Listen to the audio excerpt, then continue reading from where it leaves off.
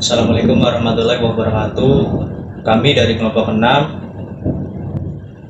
akan membawakan presentasi dan saya sebagai moderatornya memperkenalkan teman-teman saya, yaitu Deka Genta Dwi Putra dari kelas 10A, Arif Wicaksana Marga Putra dari kelas 10B, Nabil Makarim dari kelas 10B, Alfandi Widjawan dari 10A, Amalia Bahari dari 10A, Muhammad Ilham Habibi dari kelas 10B, Railista Ayu Ningtyas Hidayah dari 10A, dan saya Khairul Imam dari kelas 10A.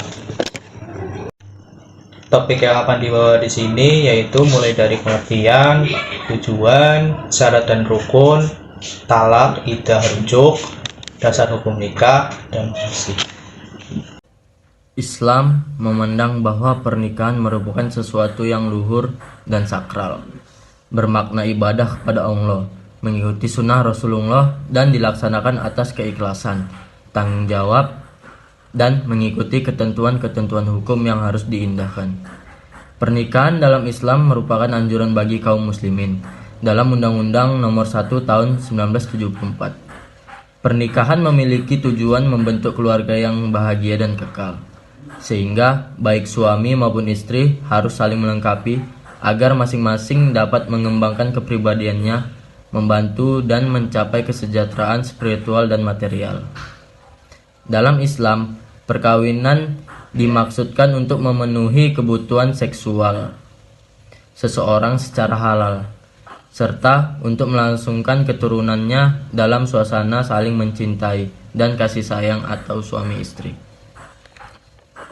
Apa sih itu arti nikah? Menurut bahasa, nikah adalah al-damu atau al-tadakul yang berarti berkumpul atau saling memasuki. Nah, istilah perkawinan dalam bahasa Arab disebut juga dengan zawaj.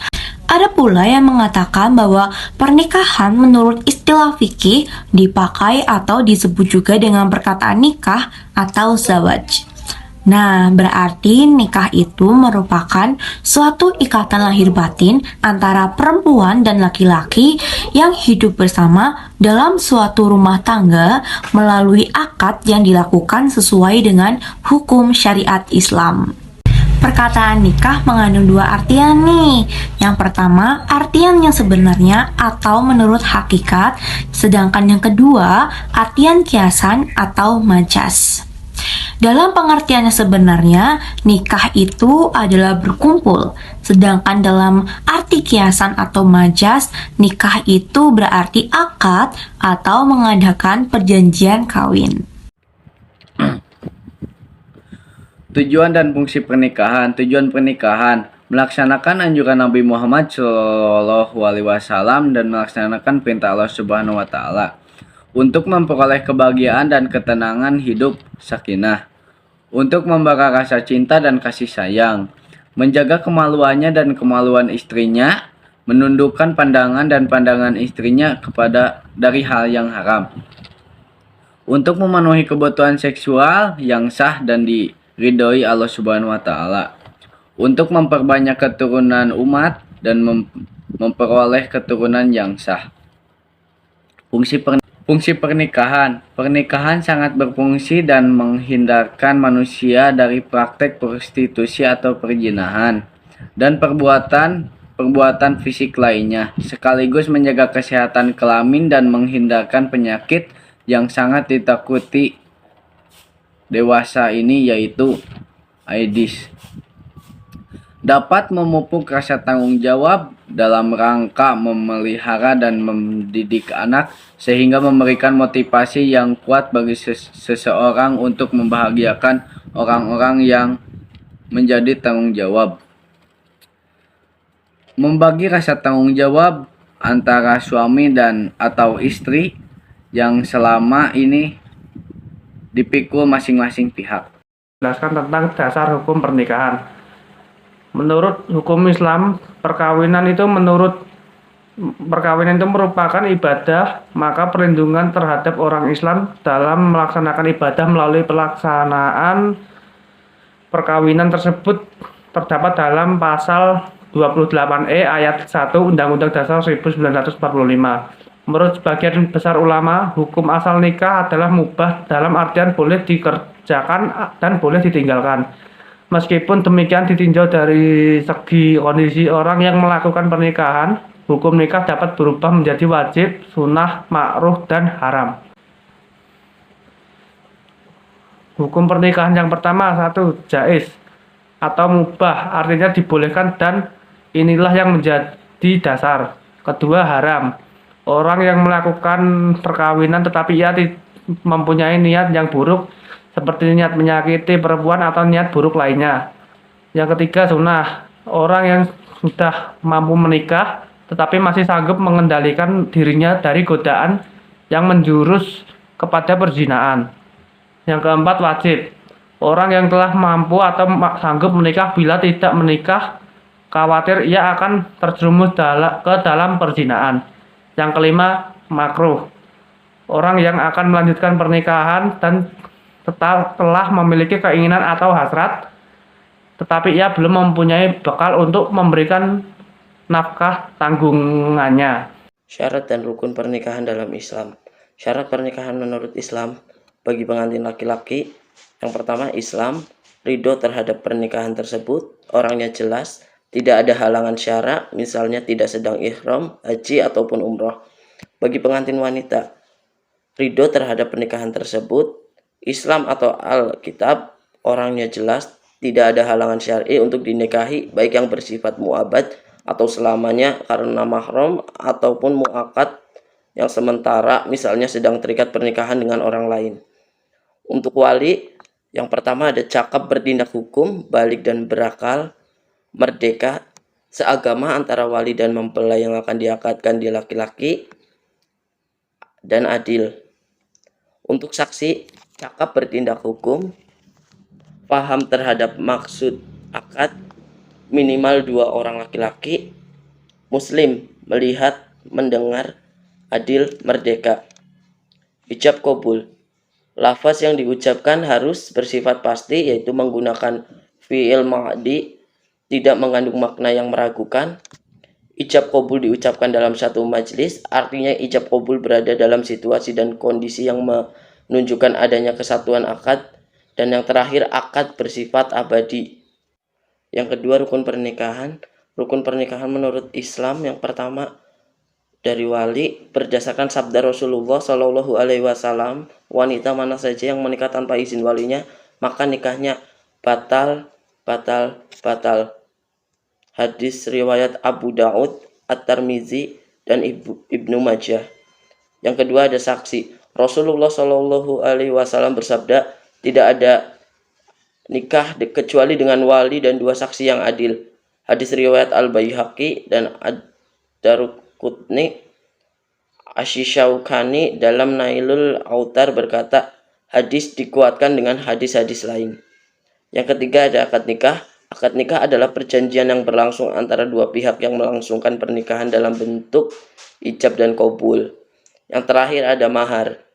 Tanda kesungguhan seorang laki-laki untuk menikahi seorang wanita. Mahar juga merupakan pemberian seorang laki-laki kepada perempuan yang dinikahinya, yang selanjutnya akan menjadi hak milik istri secara penuh. Talak. Secara etimologis, talak berarti melepas ikatan. Talak berasal dari kata itlaq yang berarti melepaskan atau meninggalkan. Sedangkan menurut istilah syara, talak yaitu melepaskan tali perkawinan dan mengakhiri hubungan suami istri. Talak adalah melepas adanya tali perkawinan antara suami istri dengan menggunakan kata khusus yaitu kata talak atau semacamnya, sehingga istri tidak halal baginya setelah ditalak, dalam arti tidak boleh mengadakan hubungan suami istri tanpa diadakan rujuk terlebih dahulu dalam masa iddahnya. Adapun hukumnya berbeda-beda sesuai dengan perbedaan keadaan. Terkadang hukumnya mubah, terkadang hukumnya makruh, terkadang hukumnya sunnah, terkadang hukumnya wajib, dan terkadang hukumnya haram. Iddah. Dari segi bahasa, iddah berasal dari kata adat yang bermakna al-isa. Kata iddah merupakan bentuk masdar dari kata kerja ada yang berarti perhitungan atau sesuatu yang dihitung. Secara bahasa, kata iddah dipakai untuk menunjukkan pengertian hari-hari haid atau hari-hari suci pada wanita. Iddah secara terminologis adalah masa menunggu bagi wanita untuk melakukan perkawinan setelah terjadinya perceraian dengan suaminya, baik cerai hidup maupun cerai mati, dengan tujuan untuk mengetahui keadaan rahimnya atau untuk berpikir bagi suami. Iddah adalah masa di mana wanita yang diceraikan suaminya menunggu. Pada masa itu tidak diperbolehkan menikah atau menawarkan diri pada laki-laki lain untuk menikahinya. Rujuk. Rujuk menurut bahasa artinya kembali. Rujuk dalam pengertian fikih menurut Al-Mahali sebagaimana dikutip oleh Amir Syarifuddin ialah kembali ke dalam hubungan perkawinan dari cerai yang bukan bain selama dalam masa iddah. Pengertian rujuk ini juga diisyaratkan dalam pasal 163 KHI, yaitu seorang suami dapat merujuk istrinya yang dalam masa iddah. Dengan demikian jelas bahwa rujuk hanya dapat dilakukan ketika mantan istri dalam masa iddah, bukan dari talak bain. Dasar hukum tentang penetapan sahnya rujuk firman Allah Subhanahu wa taala dalam Quran surat Al-Baqarah ayat 228. Kesimpulan dari pernikahan. 1. Pernikahan sangat dianjurkan Allah Subhanahu wa taala. Dalam beberapa ayat disebutkan keutamaan menikah. Oleh karenanya, pernikahan itu merupakan ibadah kecintaan kita pada istri ataupun suami, dapat mendorong kita untuk membimbingnya pada kebaikan yang menghadirkan kecintaan Allah dan keluarga kita. 2. Nabi Muhammad SAW mengajurkan kita dalam banyak hadis agar menikah dan melahirkan anak. Ketiga, terdapat banyak hikmah dalam pernikahan, di antara lain adalah dapat menenteramkan jiwa. Dengan begitu akan tercipta perasaan dan peperasaan, cinta, kasih sayang, keluarga yang meliputi rasa kasih sayang dengan lain akan mencipta keluarga yang sakinah, mawaddah, warahmah. Meskipun kita mudah mewujudkannya karena dibutuhkan rasa saling mengerti, rasa menghargai dan antara suami dan istri. Keempat, pernikahan yang penuh berkah adalah benteng iman yang paling kokoh. Dituntut kesabaran, keikhlasan kita dalam mengarungi bahtera yang kadang-kadang bergelombang dan memberkatahinya. Berikut presentasi dari kelompok 6 tentang pernikahan dalam Islam. Sekian dari kelompok kami. Jika ada kesalahan kata-kata yang disengaja, mohon dimaafkan sebesar-besarnya. Assalamualaikum warahmatullahi wabarakatuh.